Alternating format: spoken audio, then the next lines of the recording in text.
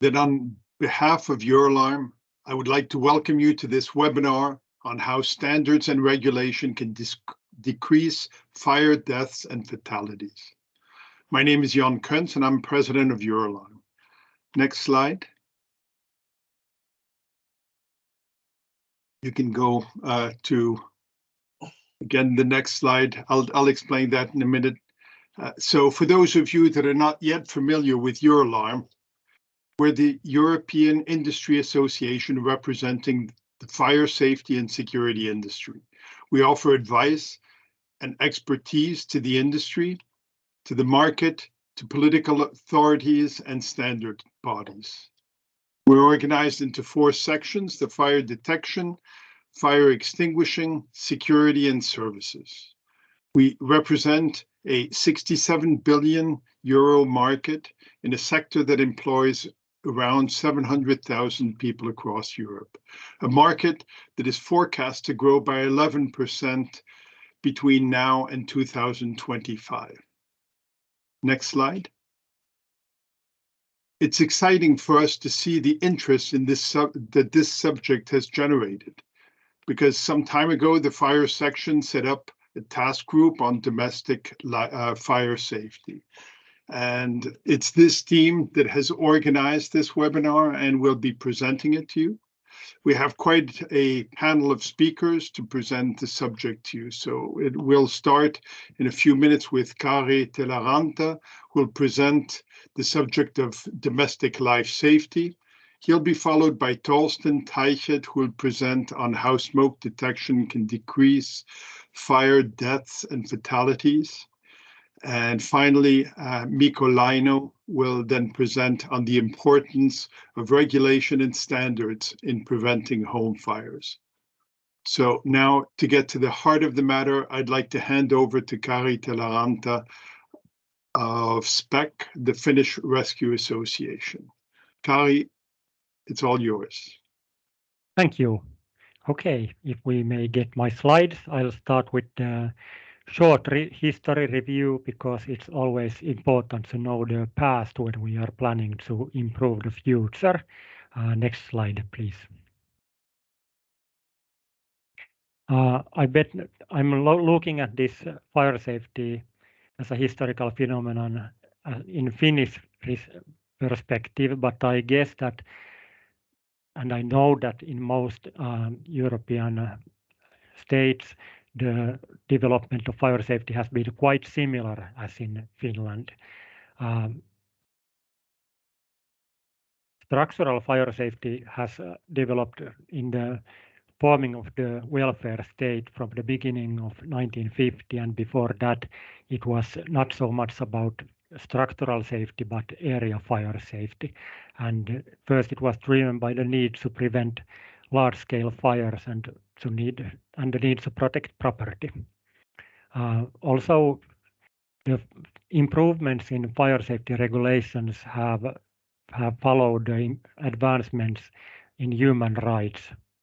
Basically, the rising of occupational safety seems to be quite relevant when we are looking at the improvement of fire safety regulations.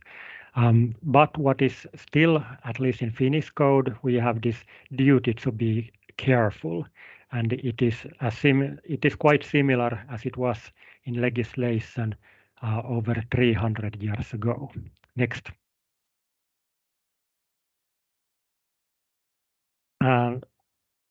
And in this 1734 Rakennuskaari, which is called building code, it stated that fireplaces and chimneys had to be installed and protected in a fire-safe manner, and falling asleep next to a candle or leaving it too close to the wall could result in a fine, even if no fire started. So this is the first indication of the duty to be careful, which is quite the same in legislation nowadays. Also, when we were under the Russian influence, there were general principles given on the construction and organization of cities, which gave some regulations regarding structural fire prevention. In the era of Finnish independence, the first law that included fire safety regulations was the neighborhood law, and in that a basic safety distance of 5 meters was required, and also fire dangerous building had to have a 30-meter safety zone. Next, please. And it was apparent that in the beginning of times, the municipalities were one to hold the power concerning fire safety regulations. So there were quite a much of variation. Some municipalities allowed required wooden houses to have larger safety zones than buildings built with stone or concrete.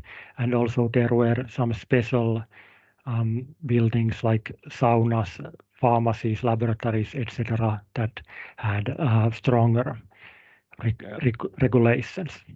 Next.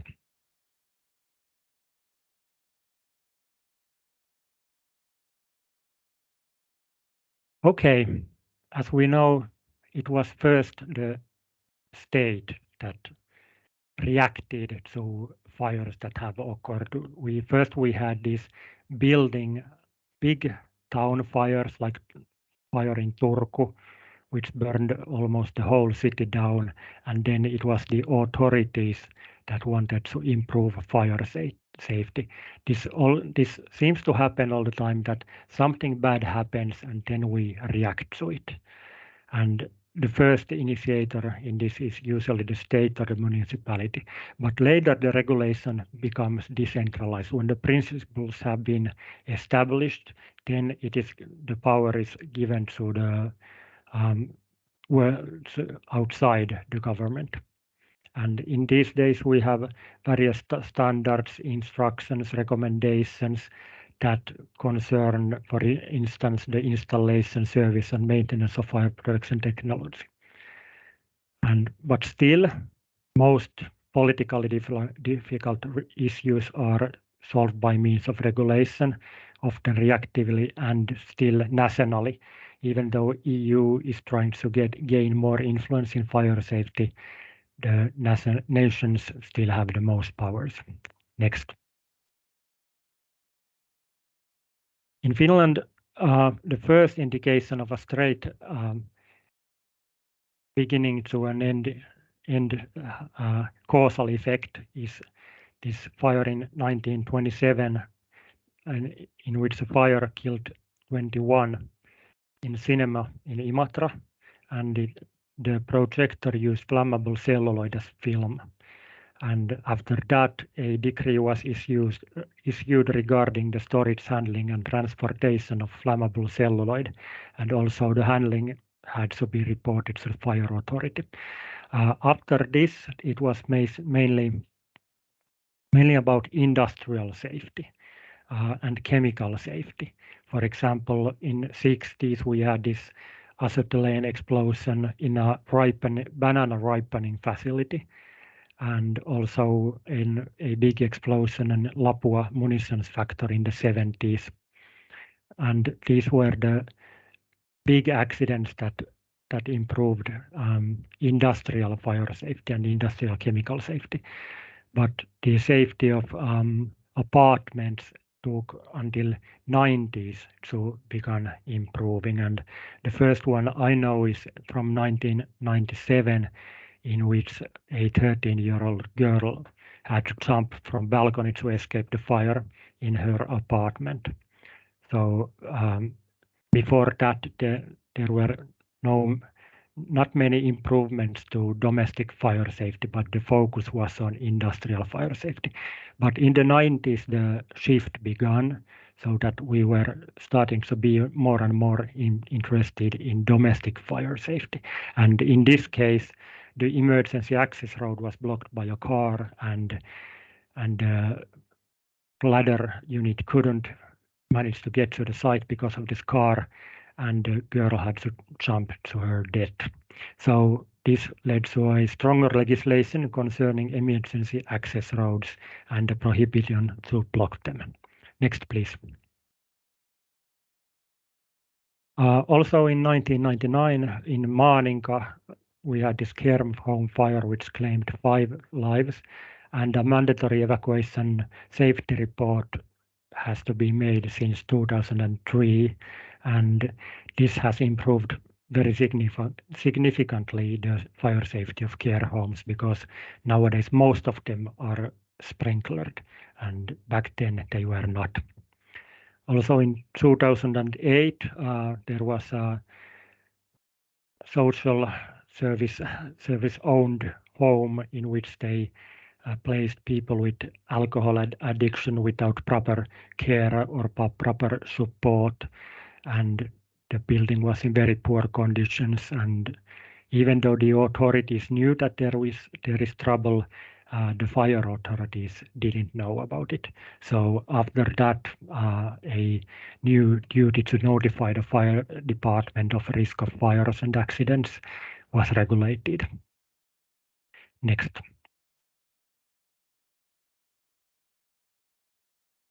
Okay, let's get back to basics. So for me, the first 3 are most important in fire prevention, because if early suppression doesn't work, then the damages will be much higher. And I believe in domestic fire safety, we need to invest in these 3: how to prevent fires, how to detect them, and how to suppress them as early as possible. And this framework is from the Modern Building Alliance EU Fire Safety Guide, but I like it. Next.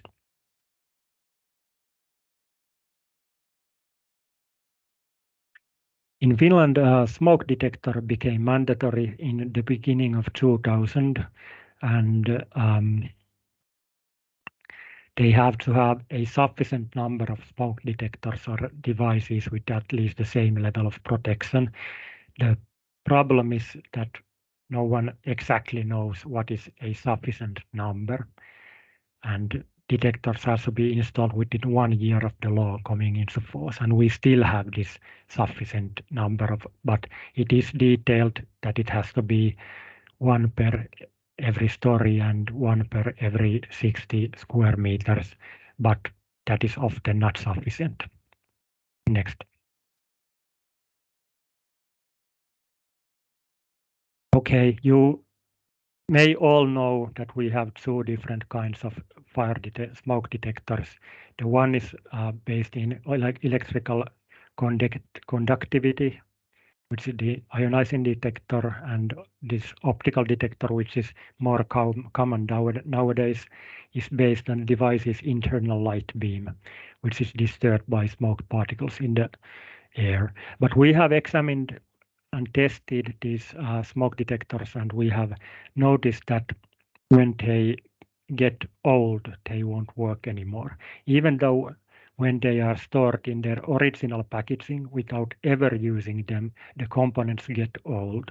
So that is why it is very important to replace them periodically. Next.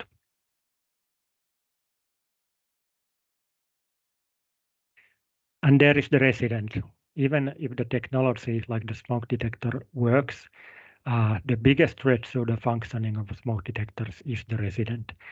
A couple of years ago, we did a study on 200 rental apartments and found out that in 70% of these rental apartments, if the building owner is not responsible for the maintenance, there is some kind of trouble with the installation. Either it is incorrectly installed, the battery is missing or removed, or the detector has exceeded its technical service life, or there simply are not enough of them. But still, when we ask people, 99 or 100% tell that they have a smoke detector, but in reality, it's not that good. Next. Okay, just last weekend we had this very serious fire which began in a sauna in which 4 children and one woman was killed, and it probably started from the sauna, and we don't know enough of it yet. But I know that in 2016 we had this sauna fire in Vuosaari in which also a woman and 3 children were killed. And in that fire there were no battery operated or not any smoke detectors. So based on this 2016 fire, for example, we finally got a law that passes the maintenance responsibility of smoke detectors to the building owner instead of the resident. But this didn't get in time because now we have 5 more fire deaths. But fortunately, at least the beginning of 2026 looks a bit better. And also based on these sauna fires, as we are now in Euralarm, I wish that the standards for sauna heaters would be revised so that sauna heaters would have better safety. And perhaps we should develop some kinds of sauna heater guards as well. We now have them for the stoves, but is it possible to make them for the saunas, because the heaters do kill people? So that's what I wish. Next.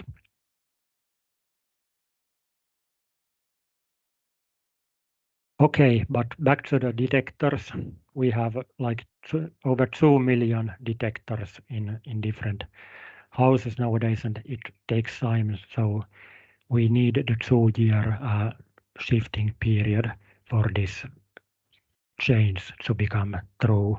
So it was the parliament that decided so.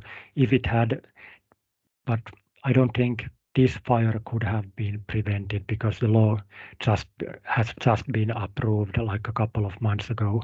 So there was no chance for preventing this fire by means of legislation, but other means may have been available. Next.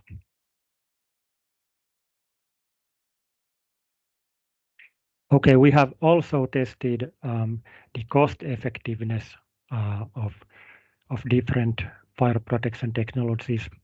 In this research we did with ARA, which funds housing in Finland, and we found out that it is cost effective to retrofit a stove alarm and a smoke alarm to risk groups.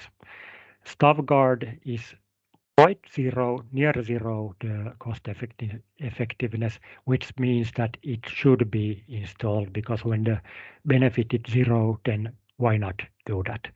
Only the retrofitting of fire alarm system, which is more expensive, is not cost effective when retrofitted. But I must emphasize this diagram shows the cases in which we only come to install a stove guard or a smoke detector. So when we are building new houses, it is apparent that stove guard should be installed in every apartment because they have such a huge potential, and at the building phase of a new building, it is much more easier to install them than retrofitting. Next, please. And also we took part in this multidisciplinary research project on ignition and prevention of stove fires. I just want to show you this slide from it. The diagonal line shows separates between the stove guard being able to respond in time and not being able to respond in time. So everything that is below the diagonal line, different kind of materials, mostly the stove guard does notice the fire before it has started. We didn't research if there was the turning off the stove is enough to prevent fires, but at least we know that it reacts before the fire starts. Only these some materials that add insulation in them are difficult to modern stove guards because it doesn't detect them on time. So it may be good to enhance the Stavgard standards. But so far they are much better than nothing. Okay, that is the last slide of my presentation. If you have any questions, I'm open.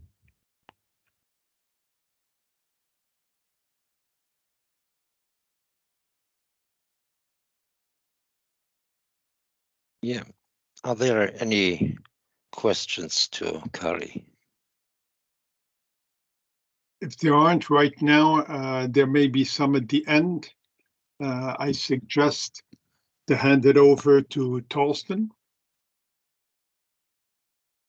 Thorsten will be presenting to us on how smoke detection can decrease fire death and fatalities. So all yours. Thank you, Jon. Just have to switch my camera on. Okay, yeah. As we already heard, every year in Europe, not only in Finland, but in whole Europe, many people die in fires in their homes, still up to date. And these home fires are usually caused by defective household appliances or overloaded sockets, unattended cookers, or carelessness when handling candles or other sources of ignition. And at the end, if we look at the fire deaths that happened, we recognize it is in only very few cases the fire itself that killed the people. So it was not the flames, but the vast majority of cases it was the fire deaths were caused by the smoke inhalation. So, and this is a reason why I talk about smoke alarms here in my short presentation. I would like to introduce with some facts. The first is fire smoke is not to be smelled while sleeping, not even for pets. Many people believe, okay, I don't need a smoke alarm. I have a dog. This dog will die together with you. Generally, humans and animals can't sleep anything when they are asleep. Next fact is that fire smoke is highly toxic. It is let's say a kind of a cocktail, a mix of various components like carbon monoxide, like hydrocyanic acid, hydrochloric acid, sulfur dioxide, phosgene, and many more components. And it is really, trust me, it is highly toxic. The next fact is that fire smokes limits your vision, and it limits your vision in so much within a very short time that even people that know the premises very well lose their orientation within the premises. And finally, children under 6 years of age are particularly at risk in case of fires, as they generally tend to hide rather than to flee from fire or smoke or any other kind of danger. Now, these are some starting facts. There are some more facts that hopefully impress you a little bit. Let me shortly set a basic. A basis for the next four facts should be we have a typical single family home, which is more or less between 80 to 100 square meters of living space. It's a normal ceiling height of around 2.5 meters, and there's a volume of more or less 250 cubic meters. And keep this in mind when you look at the next facts. A fact is only 1 kilogram of paper or cardboard will release between 800 and 1,000 cubic meters of smoke if it is fired. And question is, think about your home. How many kilos of those stuff do you have currently today at home? Next fact is only 10 kilogram of foam rubber can release around 20,000 cubic meters of smoke if it's burning. Now, what is 10 kilogram of foam rubber? It's around a normal, similar to a normal 3-seater sofa, which contains around 10 kilogram of foam. And most impressive, almost 2 cubic meters of smoke are released per second from a burning refrigerator, and which means that our 100 square meter house will be completely filled up to the ceiling of any room in all stories with smoke, latest within just 2 minutes, which means survival at that stage is nearly impossible. But already after just 30 seconds, you will have definitely serious problems in finding your way out. And that's the reason why you should install smoke alarms. This is the message of my part of this webinar today. Install smoke alarms. Because if all other fire prevention measures have failed, the smoke alarms are the last man standing. That the smoke alarms are your last chance to get warned of fire smoke in time so that your safe rescue is still possible. That's very important. Now, for this to actually happen reliably, it must be ensured that the product smoke alarm is appropriately reliable. Of course, because if you have a bad product, it will probably not warn you in time. And to perform this task optimally, it is also necessary that the installation has been carried out in the best possible way, and if in the best case, on the basis of reliable findings. And looking at those EU member states that have already enacted legislation on the installation of smoke alarms in residential buildings, they all based on standards. And there are very, very good reasons for it. Again, some findings. Here in this case from my home country, Germany, we found out that about 95% of all deaths in residential fires were due to smoke inhalation. The second is that more than 40% of these fires originated in kitchens, which is also quite clear because you have a lot of electrical stuff in the kitchen, the microwave, the toasters, the stoves, and so on. At least 70% of all residential fires that resulted in death occurred at night, which is also very clear because during the night, if you are asleep, you cannot smell. And at the end, residential fires cause a damage worth of at least 1.6 billion euro every year in average. Also, some findings from the United Kingdom. It is a little bit older, but nonetheless very impressive. There was a statistic I saw recently. Approximately 80% of all residential buildings were in the year 1999 equipped with smoke alarms, and thus 20% of these had none. And 47% of all emergency calls to the fire brigade came from these 20% that had no smoke alarms.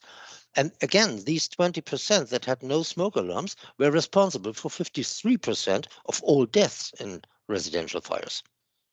And also, again, install smoke alarms. There is no good reason to not install a smoke alarm.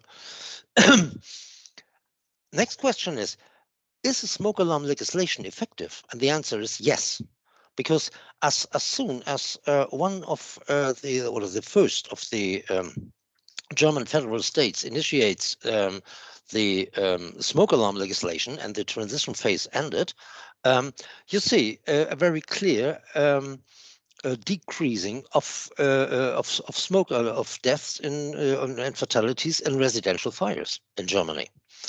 And what we also found out, by the way, is that another statistic shows that 56% of all persons died in residential fires were elderly people, aged of 65 years and older.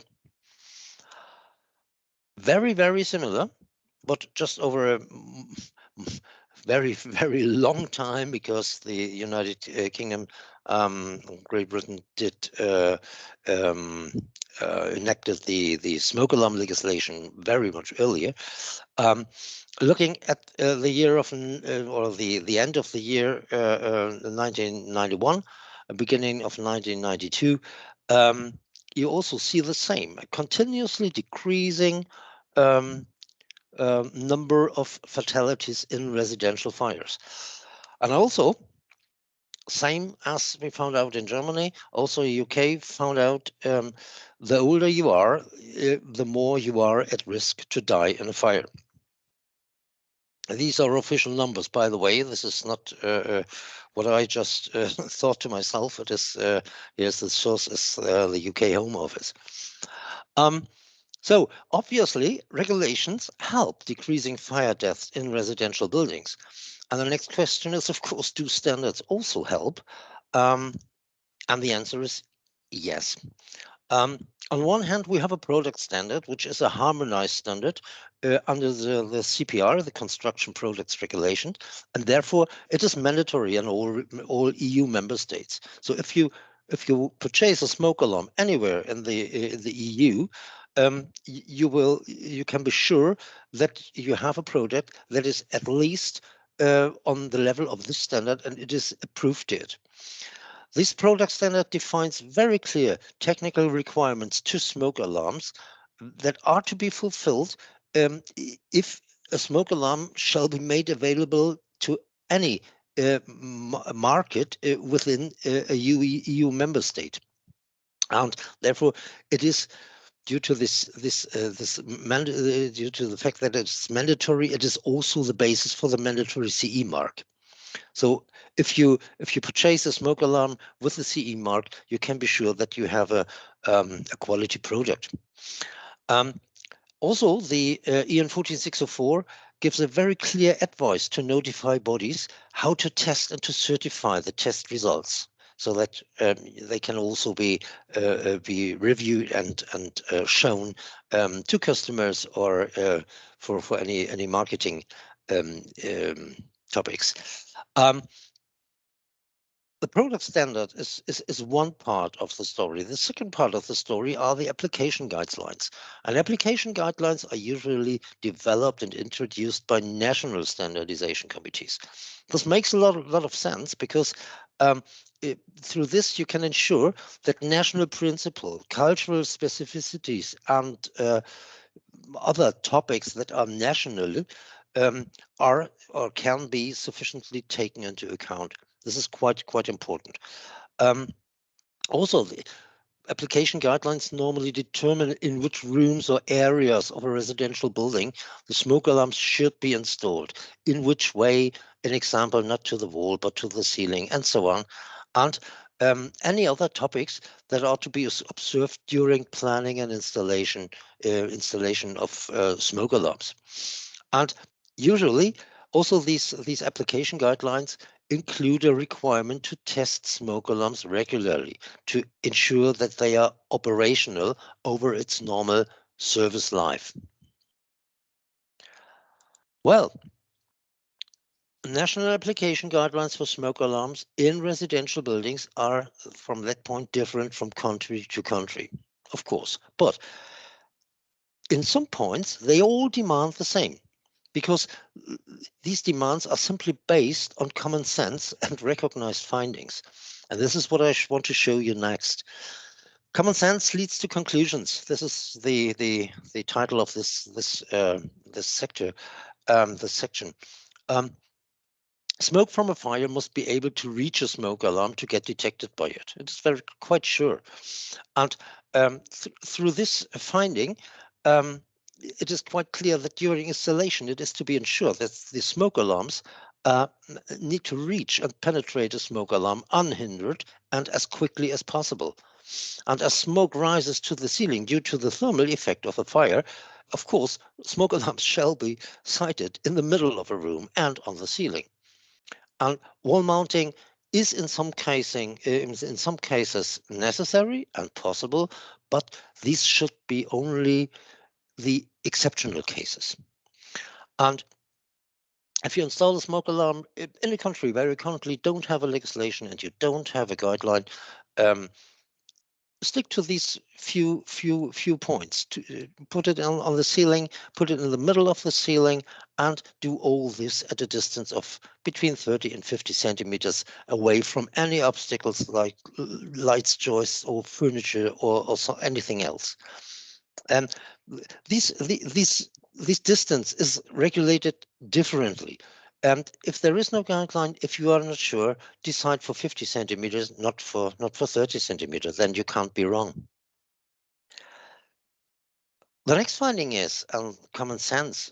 Because you cannot smell anything when you are asleep, you need to be protected in your bedroom, which leads us to the point, or to the first answer of the question, where should I install smoke alarms in my dwelling? And the answer is at least in your bedrooms.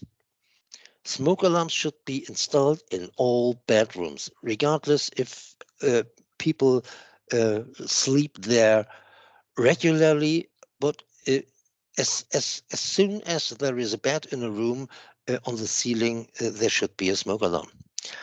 And this applies, from my perspective, also to guest rooms in B&Bs, as long as there is no fire code, no national fire code with different provisions for those premises.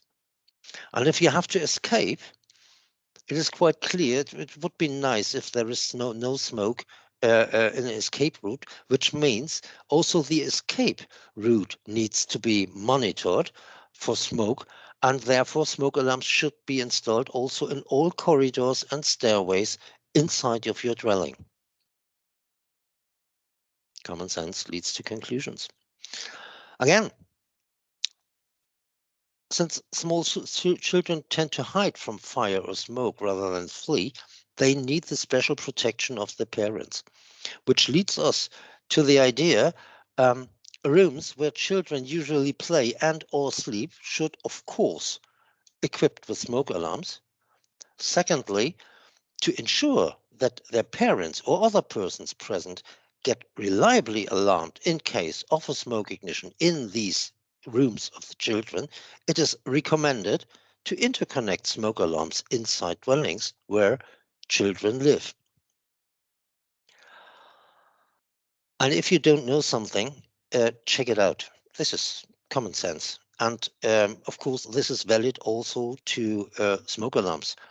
The product standard EN 14604 demands a means for testing the smoke alarm, and as EN 14604 is mandatory in the EU, you can be sure each smoke alarm available anywhere in the European internal market has such means.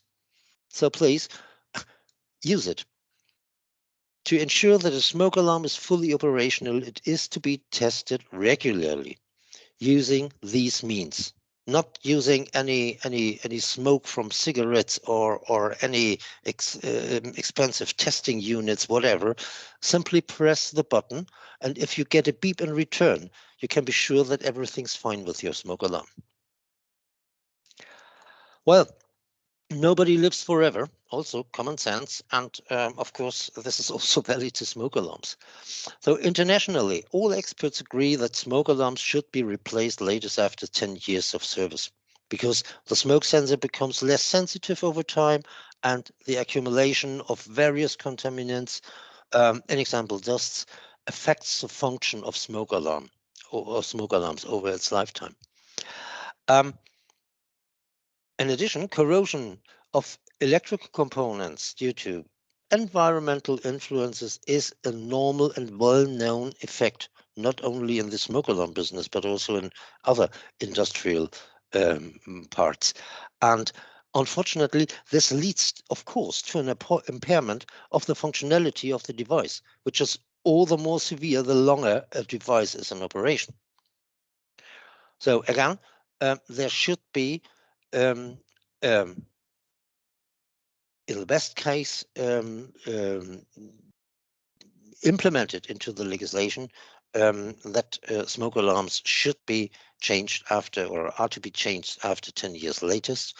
In other cases, latest according to the recommendation of the manufacturer.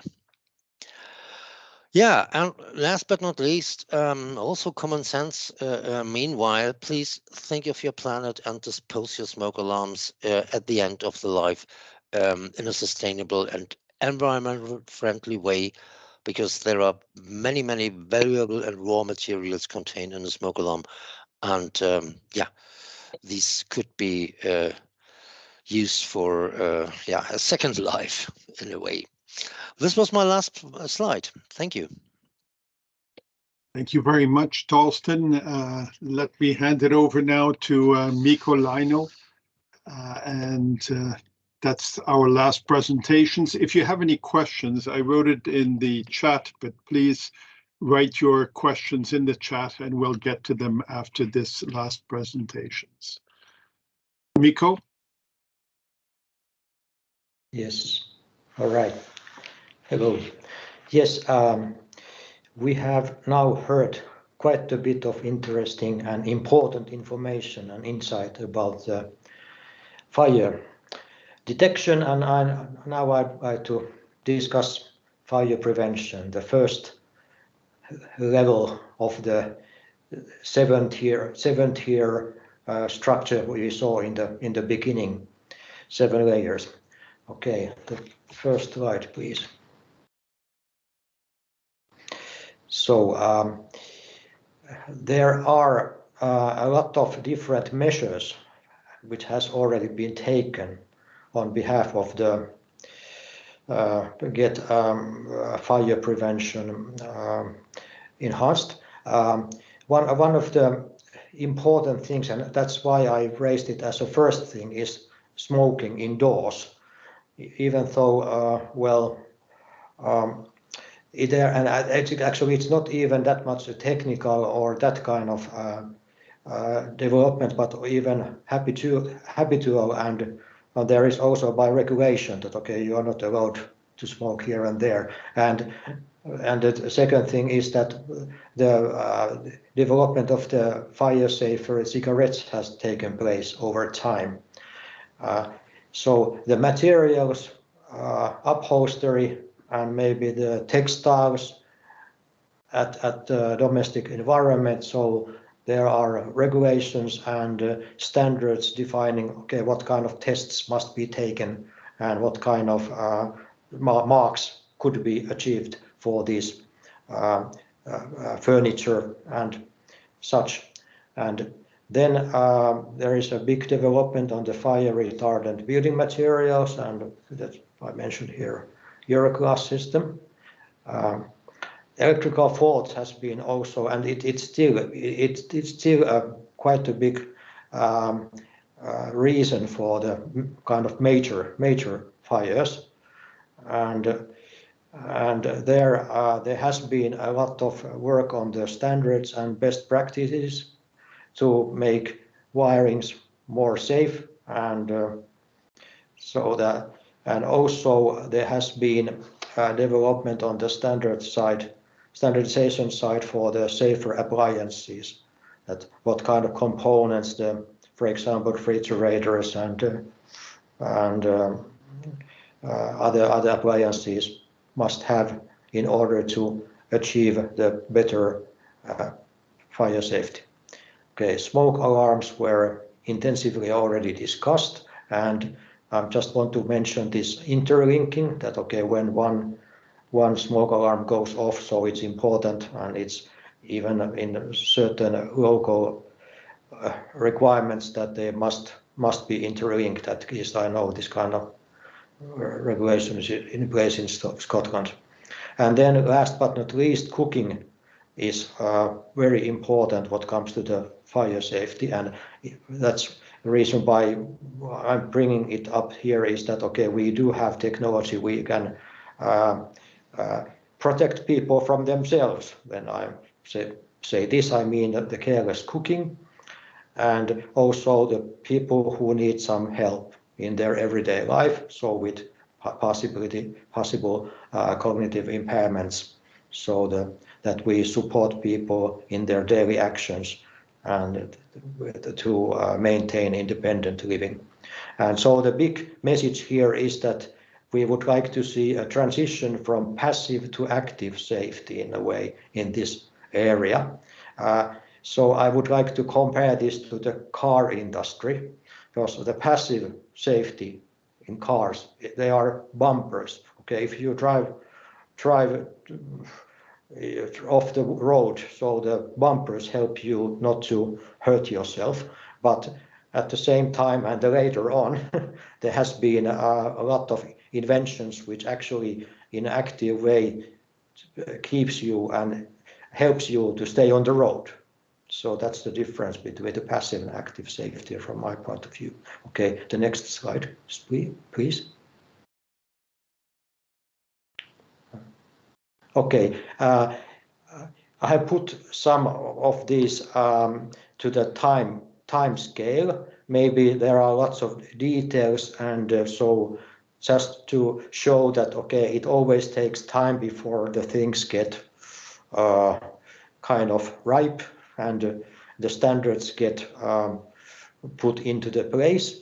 But I would like to, okay, let's go to the next slide, because that is closer to the current moment. And so there are certain developments in the cooking safety area.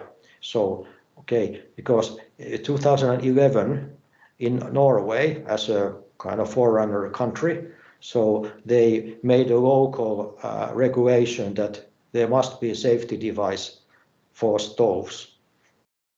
And later on, there was a European standard for stove guards published in 2015, and at the same time it was also introduced in Norway as a formal requirement. Before that, Norway already had this regulation, but there was no exact standard, so that's why it's been mentioned twice.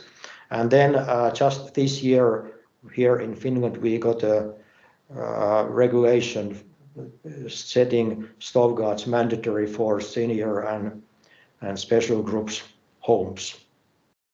Okay, next one please. So, okay, here there is very fresh statistics from NFPA, which is the American organization. So, and actually we are pinpointing the cooking there as a leading cause of home structure fires, for fires and for injuries, and well, also on the top 3 on deaths and direct property damages. This is a global fact. I have here figures from Helsinki, Finland. Okay, 68% of all apartment or flat fires, and then another fact is from Sweden. So that the stove is by far the most common known cause of fire in the home. Next one, please.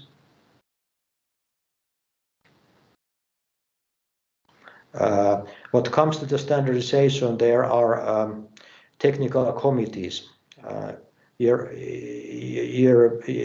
European level, and the most important technical committees from this point of view are the numbers 61, which deals with electrical appliances. Okay, it covers everything like of course the fridges and the common ones, and even the smaller appliances like toasters and such.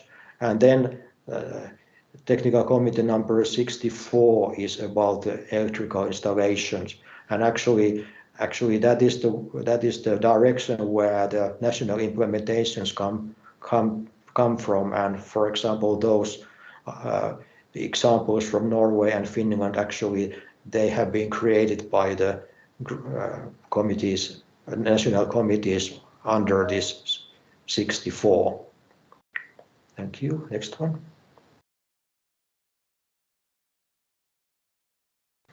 Okay, what comes to the safety when with domestic cooking? So there is an option for timer, so that's pretty common that some cookers have timers, but I dare say here that it might give a little bit of a false sense of security, because okay, it only limits the cooking time, but it doesn't really care about if you have a wrong plate turned on and what happens after you leave the stove. And another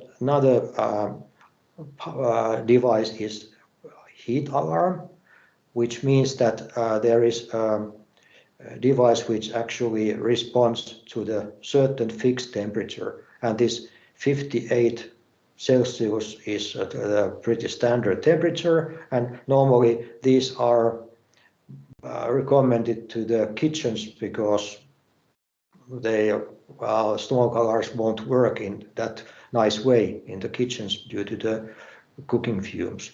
But okay, 58 degrees in the ceiling is already that much that there must be some flames already in place. Okay, next one please. And then practically most of the new cooktops are nowadays induction, and they are preventing certain types of stove fires.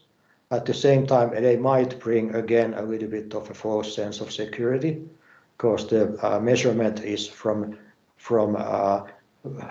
below, and well, mainly it's designed to protect the device or protect the cooking surface itself. And they are very powerful, meaning that if I put a little bit of oil into the pan and I put it to the turbo boost mode, so it means actually it might self-ignite already within a minute. And there is still possibility to turn a wrong plate on without really noticing. So, so the best protection is maybe using the induction cooktop together with a stove guard. Okay, the next one. Okay, now stove guard has been mentioned quite many times. I try to briefly explain what I mean by that.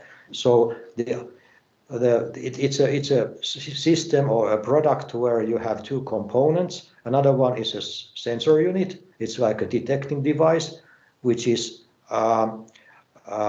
positioned on the top of the cooking area, and it monitors the heat radiation from above. So it's independent from the cooktop itself. It can be a separate device as in the picture, or it can be integrated to the cooker hood. And then, okay, when it detects a very high temperature, like, okay, there is oil close to the ignition point, so then it raises maybe an alarm, or at least it raises a warning, or it goes up to an alarm by sound and light, but it also sends a cutoff signal to the control unit. That's the another part of the system. And the control unit, also known as disconnecting device, cuts off the electricity after the alarm has been set off. So, and it is installed between the stove and the power mains. So it can that way monitor and cut the power from the cooktop. Okay, thank you. Next one. So it is a supplementary safety product. So, because the thing is that the large appliances like stoves, they are very well. I claim here that it takes like 15 to 20 years to replace the cookers or the stoves. So they have a low churn rate, as we may say, and so that's why the supplementary products bring safety faster to the end users as the appliances, the developments on the appliances standard per se. And so, and now so there are two images of the cooker outlets there. So in certain markets or certain countries, there are such outlets which are specifically used by the stoves or the cooktops. So, and if these are in place, it means that there's no need for electrician to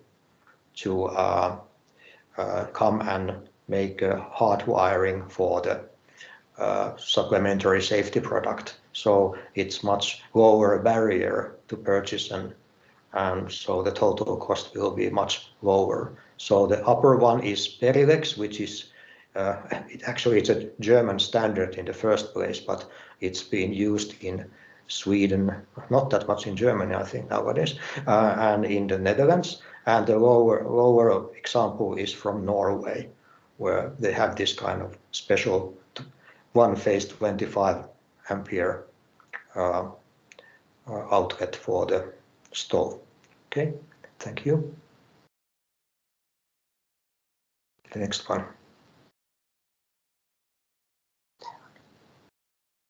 Okay, about the Stove Guard standard.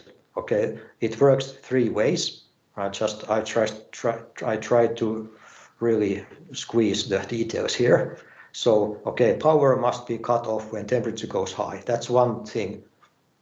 The device must perform. The next point is that, which is also very important, that okay, normal cooking shall not be interrupted. There should not be nuisance alarms. So I make a difference between the nuisance alarms and the false alarms, because false alarms typically are much so they have a bigger definition, that it might mean that okay, the fire brigade is on the road in vain. So nuisance alarms is something that this kind of safety device is maybe beeping and maybe cutting the power off from your stove, but actually, yeah, there was no alarm. So that's one thing. It's important that this kind of nuisance alarms won't take too much place, because otherwise this may deter the trust in the system that okay, it's beeping, and so it's not that user friendly. And the third thing is there are there are ways to see that the safety device cannot be misused, like you cannot remove the device without the system will notice that okay, now the sensor unit, for example, is away, so it means that you cannot cook without the sensor unit too long. Okay, next one. Okay, this is important to note that at the date Stove Guard standard, it's only for the electric cookers. So and there has been there is ongoing development now, just starting up, that the Stove Guard standard might also cover the gas stoves, and so it's the same. It would be the same standard. There will be some amendments related to the gas cooking.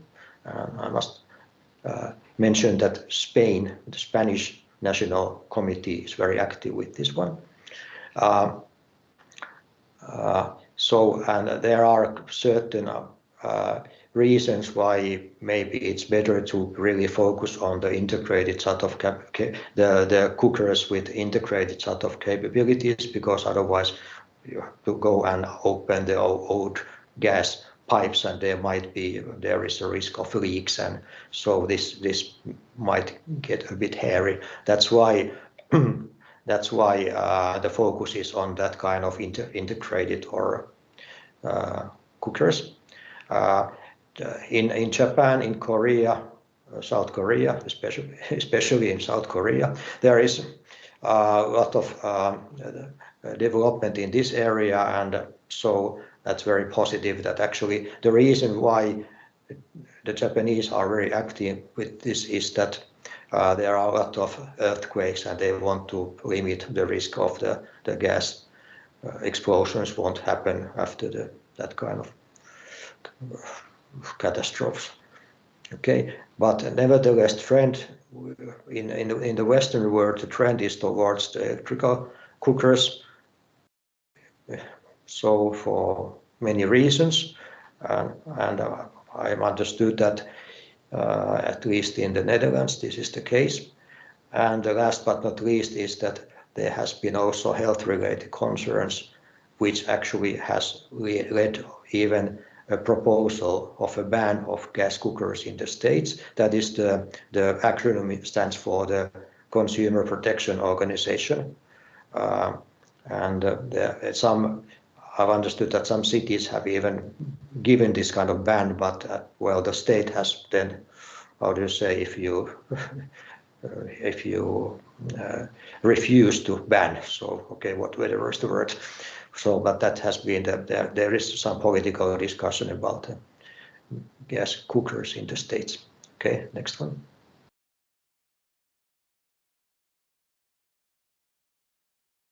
Okay, I guess that has been already mentioned that okay, that it's not stove fires are not about always about that something that it's not only about the reduced functional capacity as it's mentioned, but it could be that okay, it might happen to any of us, and especially if you have children or pets, so there are higher risk that these unfortunate incidents take place. The next one, please. And well, aging population. There are some figures, and this is one of the focus areas where we need to really pay attention that people want to stay home longer and longer, and pretty much must stay home because problems then to really to give support, and the support will be for the independent living and staying home later, longer, and managing things with no risk of fire and risk of accidents. The next one, please.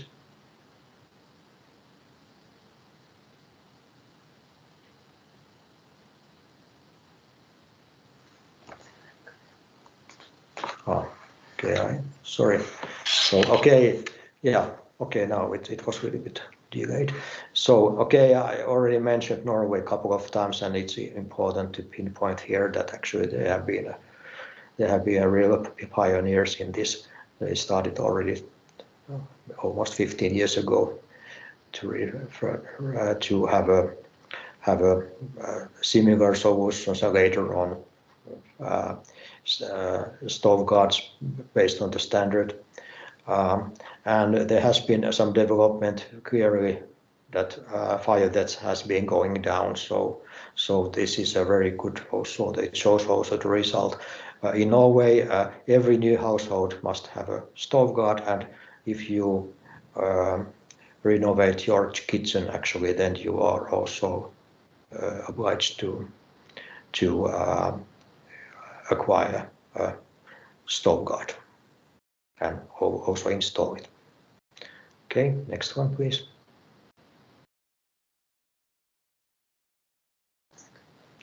Okay, so, and I think that's last slide, last but not least. So, as I mentioned earlier, some local or national regulations actually have been updated quite recently, and this in Finland now we have in place this kind of regulation that senior and assisted living facilities must have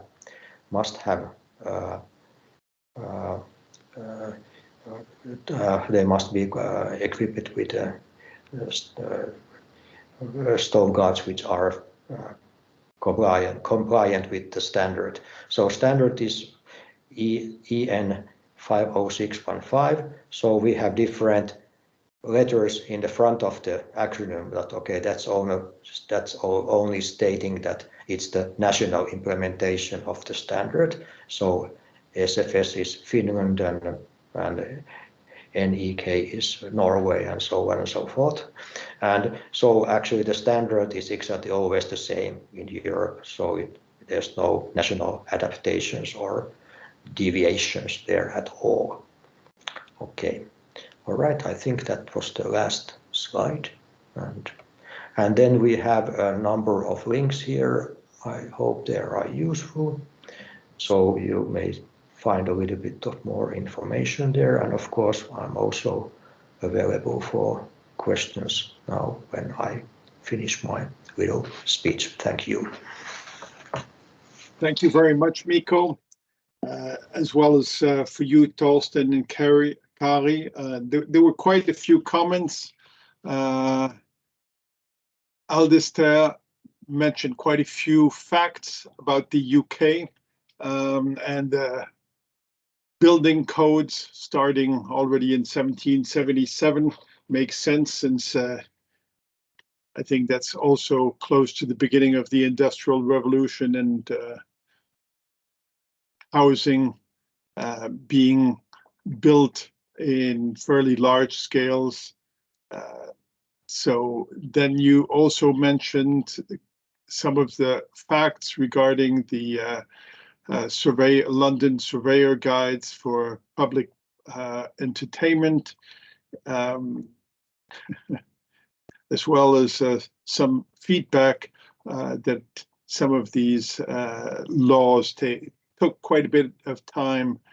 Here you're talking about 111 years to take into effect, to initiate these rules. It's true, it takes a long time, but at least they were done. You also mentioned that they were updated with fire detection and fire alarms systems for buildings. You mentioned the part 6 of the code. And then there was a question from Shane Lyons stating only half of the European countries have requirements for smoke alarms. What can Euralarm do to encourage countries to make this low-cost life safety devices obligatory? Well, to make them obligatory requires a norm. We'll gladly work on a norm. If there's enough support, we can, and usually the way that we've done this in the past is that we've written a white paper or a guideline around this, and then we go through the normal Senelec process of having countries vote for this. I think the idea of writing either a white paper and therewith lobbying that something is done is certainly within our scope. Then there was a series of questions regarding the Energy Efficiency Directive, or EPPD, and whether the smoke detectors should be added during the renovation of projects. I know for a fact, since we worked on some of these, that we tried to keep this in as long as possible. I think also in the chat, you can see this part of it was watered down as it went through and removed by the Commission. The recommendations were, but we're certainly following the possibility to use the EPPD or the Energy Performance of Buildings Directive and the Energy Efficiency Directive. We also have a working group that is looking at the subject to see how we can do this. Hello to you, Alan. It's nice to see that you're also with us. And here there was a question very specifically for Finland requiring the use of sprinklers as a fire safety measures for Finland. As you mentioned, they're common in care homes, but not in high-rise apartments. And I believe there was already an answer from Kari regarding this. Using sprinklers in apartments would be nice, but it's impossible to implement in the current political environment. I think if I saw this also, Thorsten made a comment regarding this, and that is, of course, sprinklers cannot be equipped in existing buildings. This would be for new buildings.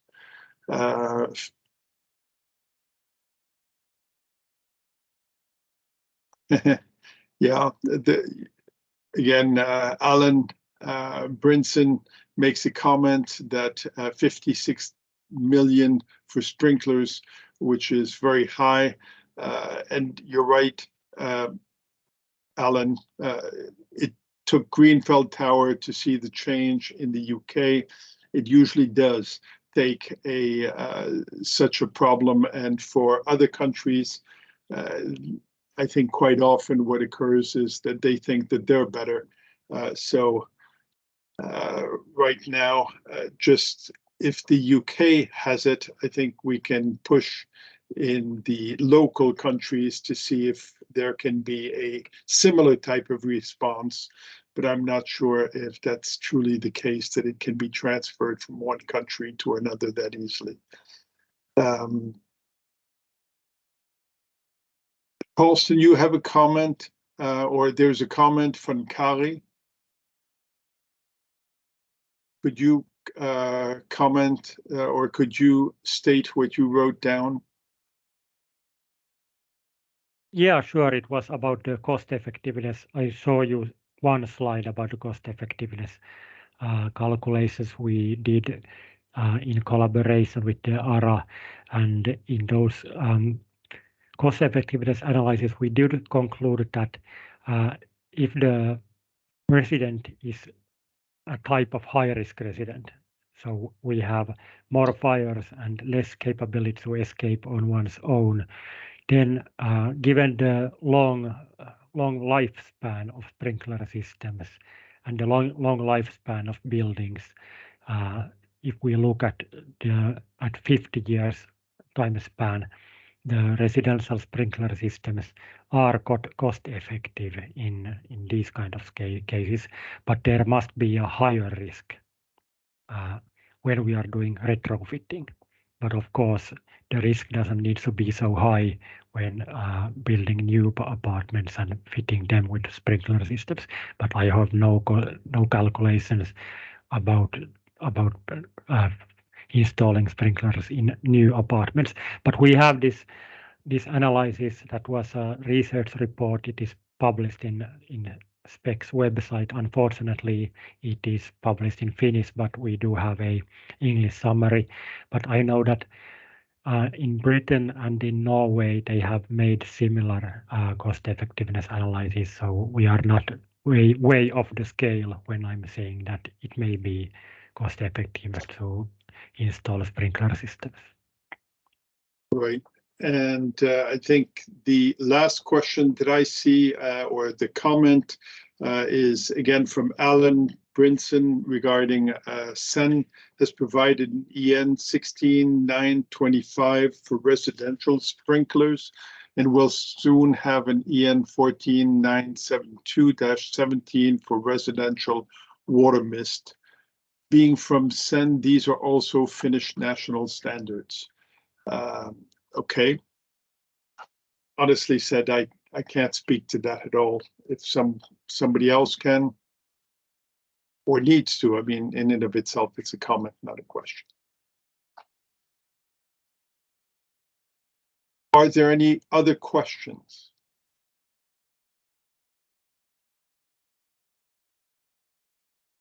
I don't see any other questions, so I would like to take the time to thank you.